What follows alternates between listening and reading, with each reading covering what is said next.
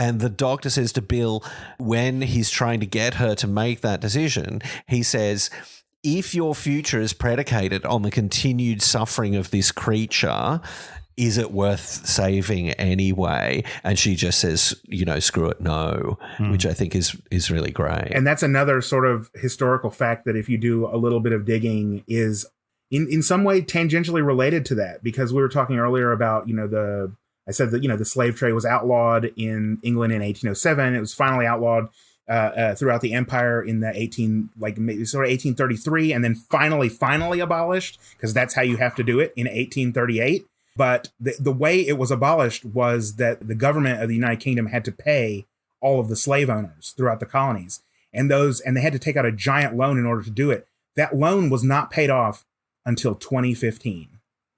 And so if you want to think about if the future of your country is predicated on the exploitation, you don't have to look any further than that to know, to have that sort of ring in your ears. I mean, you and I both live in New World countries where we look around and are reminded of constantly where all this stuff came from.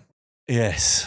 What an absolutely mesmerizing discussion of this episode, and tying things back to Kill the Moon and just the whole structure in which you've all discussed this is. So 9.5? Oh, yeah, easily a 9.